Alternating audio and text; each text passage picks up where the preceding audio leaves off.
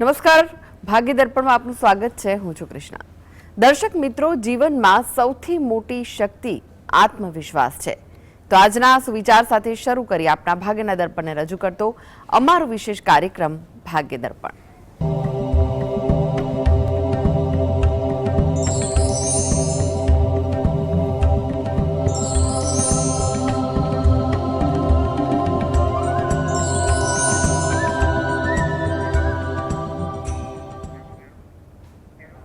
તો ભાગ્ય દર્પણમાં આપના પ્રશ્ન નિરાકરણ, રાશિફળ, પંચાંગ વિશે માહિતી અને માર્ગદર્શન આપવા માટે આપણી સાથે જોડાઈ ગયા છે જાણીતા જ્યોતિષાચાર્ય ડોક્ટર હેમલભાઈ લાઠિયા. હેમલભાઈ, ભાગ્ય દર્પણમાં આપનું સ્વાગત છે. નમસ્કાર. નમસ્કાર હેમલભાઈ, સૌથી પહેલા વાત કરીએ આજના પંચાંગ વિશે. તો શું છે આજનું પંચાંગ તે જણાવશો. આજે તારીખ 3/5/2026 રવિવાર, વૈશાખ વદ બીજ છે 27-3 સુધી. વિશાખા નક્ષત્ર સવારે 7:10 સુધી, પછી અનુરાધા નક્ષત્ર છે. વરિયાન નામનો યોગ છે અને તૈતિલ નામનું કરણ છે. આજની રાશિ છે વૃશ્ચિક, કે જેના નામાંક્ષર છે ન અનેય. દિન વિશેષમાં જોઈએ તો આજે વીછુડો છે. જી હેમલભાઈ, 12 રાશિઓના રાશિફળમાં સૌપ્રથમ 3 રાશિની વાત કરીએ. મેષ, વૃષભ, મિથુન રાશિના જાતકોનો આજનો દિવસ કેવો રહેશે? મેષ રાશિ, કે જેના નામાંક્ષર છે અ લ ઈ. વાણી પર આજે પ્રભાવ તમારો રહે, એને કારણે તમારા કામકાજમાં થોડીક સરળતા દેખાય.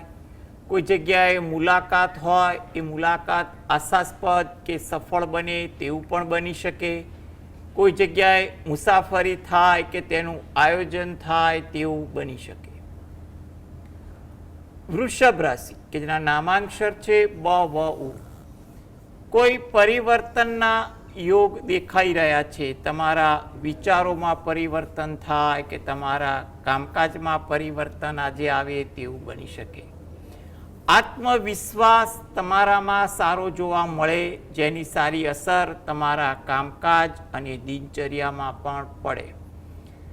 વ્યવહારુ અભિગમ રાખવો ઈચ્છનીય છે, જેથી કરીને આજે તમારા કોઈ પણ કામકાજમાં થોડી અસર સારી પડે તેવું પણ બનવા જોગ છે.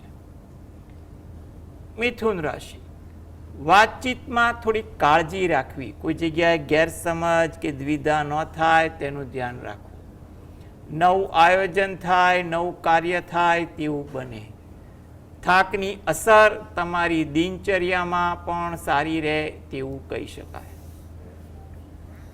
જી, એક દર્શક મિત્ર આપણી સાથે જોડાઈ ગયા છે, ભરતભાઈ છે. ભરતભાઈ, આપણે જેમના માટે પ્રશ્ન પૂછવો હોય તેમની જન્મ તારીખ જણાવો. હેલો. જી. 17/7/2008. 17/7/2000. જન્મનો સમય કયો છે? સવારે 7:15. અને સ્થળ કયું છે? સ્થળ ગઢડા. પ્રશ્ન જણાવો, શું પૂછવું છે આપને? મારો બાબો છે, જી.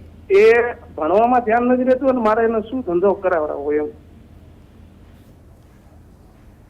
જો સૌ પ્રથમ તો એને ભણવા માટે પ્રોત્સાહિત કરો એ વધુ અગત્યનું છે. એને કોઈ વિષયમાં રુચિ હોય, એ રુચિ તમે જાણી અને એ રુચિમાં તમે આગળ વધે એ બાબતે ભણે એવા પણ તમે પ્રયત્ન કરો તો વધુ અગત્યનું છે. એના માટે કામકાજમાં જોવા જાઓ તો કોઈ ધાતુ છે ની વસ્તુનું કામકાજ કરે, લાકડાની વસ્તુનું કામકાજ કરી શકે, અથવા કોઈ સલાહકીય પ્રવૃત્તિનું કામકાજ કરે એ પણ અગત્યનું છે. બિલ્ડિંગ મટીરિયલને લગતા કામકાજમાં એ જોડાય પ્રત્યક્ષ કે પરોક્ષ રીતે, એ પણ એના માટે ફાયદાવાળું છે. પરંતુ એ કોઈ પણ કામ કરે એમાં મોટું સાહસ કે મોટું મૂડીરોકાણ ન કરે એ વસ્તુ વધુ અગત્યની બની રહી છે.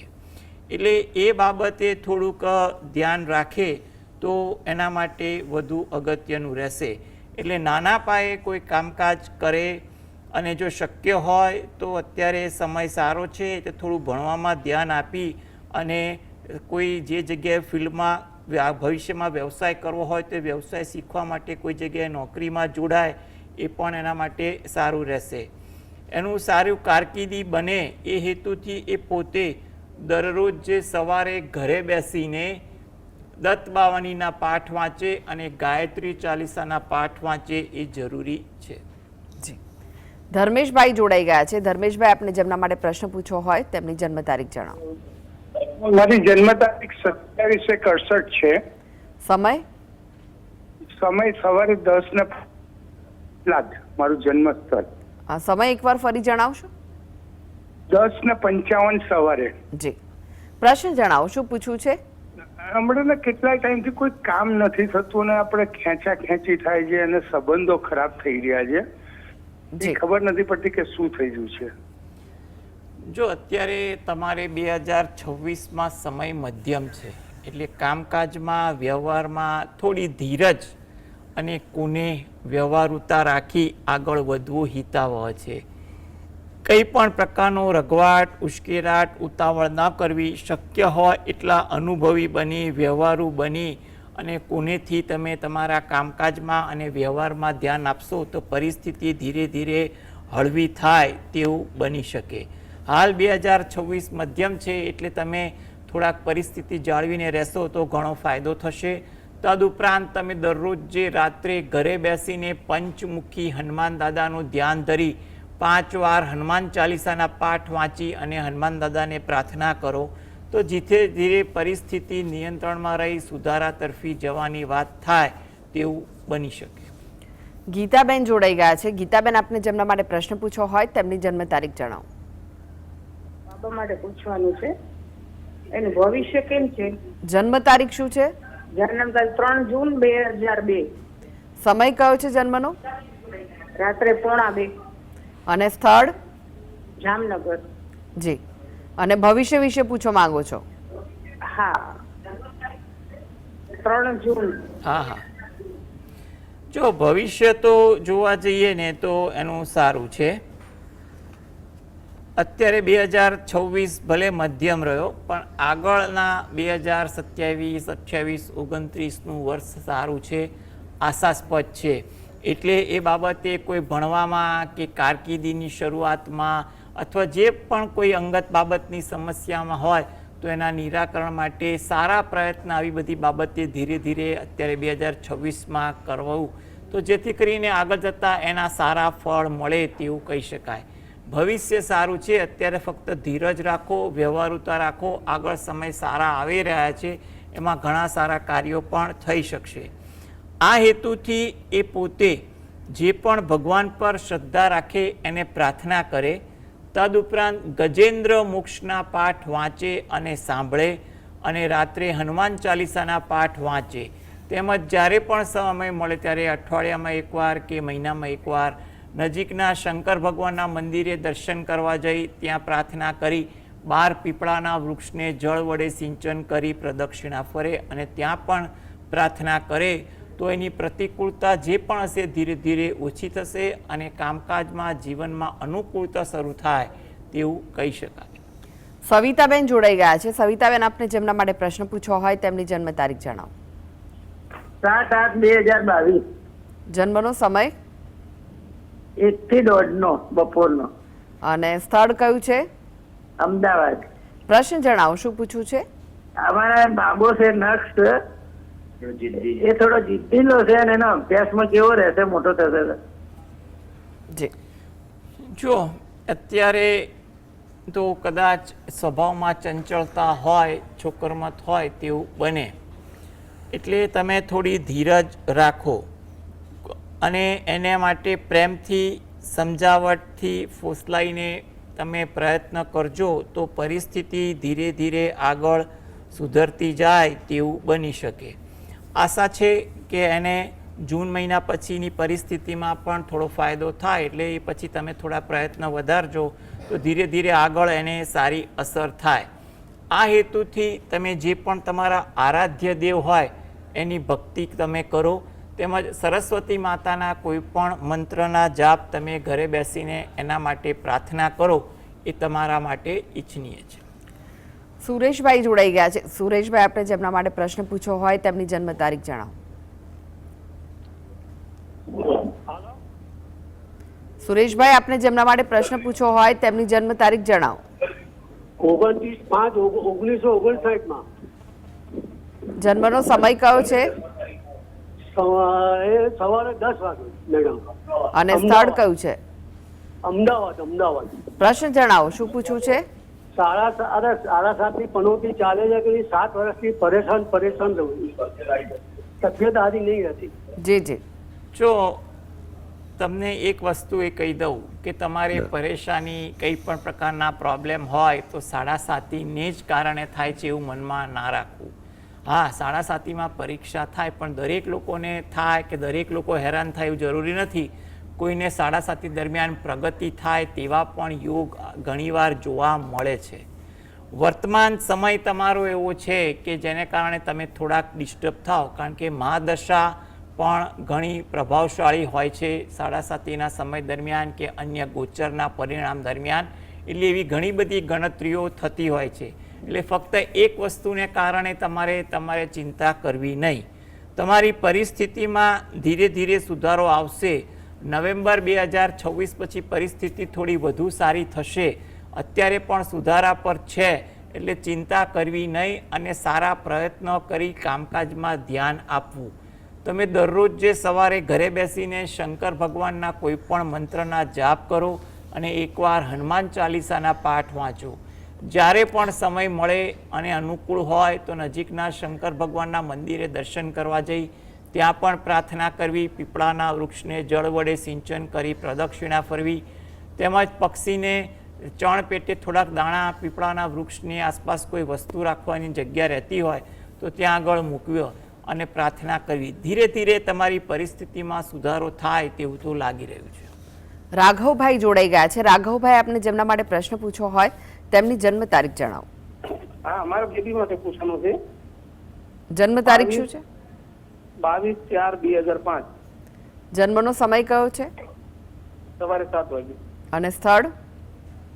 સ્થળ જિલ્લો કયું? એને પૂછવાનું છે. ભાવનગર જિલ્લો. જી, પ્રશ્ન જણાવો, શું પૂછવું છે?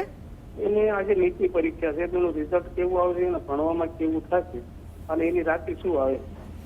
જો સૌપ્રથમ તો પરીક્ષા આપવા જાય છે તેના માટે ખૂબ ખૂબ શુભકામનાઓ. પરીક્ષામાં એ કાયમ સફળ થાય. જીવનની દરેક પરીક્ષાઓમાં, કારકિર્દીની પરીક્ષામાં એવી પણ શુભકામનાઓ અમે પાઠવીએ છીએ. હવે એના અત્યારનો સમય તો ગણતરી કરીએ તો અનુકૂળ તો લાગી રહ્યો છે, એટલે એવી કોઈ ચિંતા ના કરો. કારકિર્દી પણ સારી બનશે અને કારકિર્દીમાં પણ ધ્યાન આપશે તો ઉત્તરોત્તર પ્રગતિ કરે તેવું બને. તમે જે પણ ભગવાન પર શ્રદ્ધા રાખતા હોય એને નિયમિત પ્રાર્થના કરો, એ વસ્તુ તમારા માટે અગત્યની છે. જી, આનંદભાઈ જોડાઈ ગયા છે. આનંદભાઈ, આપને જેમના માટે પ્રશ્ન પૂછ્યો હોય તેમની જન્મ તારીખ જણાવો. આપણે એવું છે કે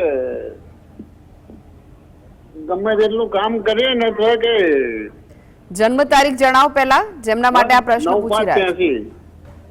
9/5/82. હા, સમય કયો છે જન્મનો? સમય ટાઈમ કે 9/5/83. હા,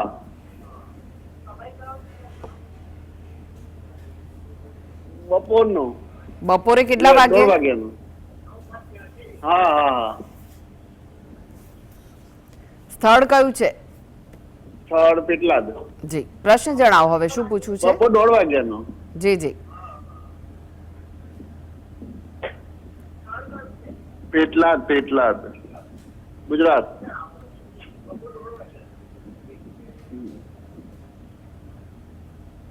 કામ ગમે તેટલું કરીએ ને તો આવું કોઈ ફળ નહીં મળતું. જો તમારો જે પ્રશ્ન જે છે અને એ મુજબ સમય ગણતરી કરીએ તો થોડી ધીરજ રાખીને તમારા કામમાં જ રચ્યા પચ્યા રહો. કામ અંગત હોય, વ્યવસાયલક્ષી હોય કે પારિવારિક હોય, તમને સારા ફળ મળે એવા યોગ તો છે જ. એટલે તમારે હમણાં કામ કરવાની ફરજ નિભાવવા પર જ ધ્યાન આપો. કુદરત સારી રીતે એના સમયે ફળ આપી રહેશે. સમય તો અનુકૂળ છે જ, એટલે ચિંતા ના કરો. કામમાં ધ્યાન આપો એ વધુ અગત્યનું છે. તમે તમારા આરાધ્ય દેવની ભક્તિ રોજે કરો. તદુપરાંત શક્ય હોય તો ગાય અને કૂતરાને રોટલી આપવી એ પણ તમારા માટે અગત્યનું છે. સમય સુધારા પર છે, એટલે તમે તમારા કામકાજ ફરજમાં ધ્યાન આપો. એની મેળે જ બધી પરિસ્થિતિ મુજબ તમને સારા ફળ, સારી વાત થતી જોવા મળી જશે. જી, કાજરભાઈ જોડાઈ ગયા છે. કાજરભાઈ, આપને જેમના માટે પ્રશ્ન પૂછવો હોય તેમની જન્મ તારીખ જણાવો.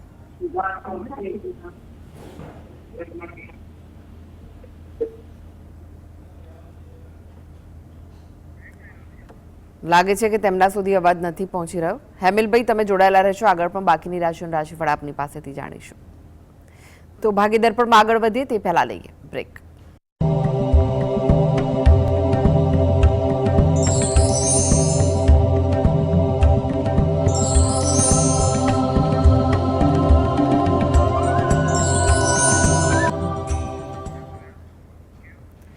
બ્રેક બાદ આપનું સ્વાગત છે અને આપણી સાથે જોડાયેલા છે જાણીતા જ્યોતિષાચાર્ય ડોક્ટર હેમિલભાઈ લાઠિયા. હેમિલભાઈ, દર્શક મિત્ર આપણી સાથે જોડાઈ ગયા છે. કીર્તનભાઈ છે. કીર્તનભાઈ, આપણી જેમના માટે પ્રશ્ન પૂછવો હોય તેમની જન્મ તારીખ જણાવો. મારી માટે પ્રશ્ન છે. જી, મારી જન્મ તારીખ છે 20/4/1999. સમય કયો છે જન્મનો? બપોરે 12:20. અને સ્થળ કયું છે? પાટડી. પ્રશ્ન જણાવો, શું પૂછવું છે આપને? હું જર્નલિઝમ કોર્સ સ્ટાર્ટ કરું તો કેવું રહેશે, અને કેરીના બિઝનેસમાં કેવું રહેશે? વાહ, બંને લાઈન તો પસંદ તમે સારી કરી છે ને બંને માટે તમે વિચારી શકાય એવું કંઈ નથી. બંને સાથે પણ કરી શકાય એવું છે. અને વર્તમાન સમય એવો છે કે તમારે કારકિર્દી બંનેમાં કરવી હોય તો કરી દો. જર્નાલિઝમમાં કોઈ જગ્યાએ જોબ મળતી હોય તો લઈ લો. અત્યારે મળી શકે તેવા પણ યોગ દેખાય છે.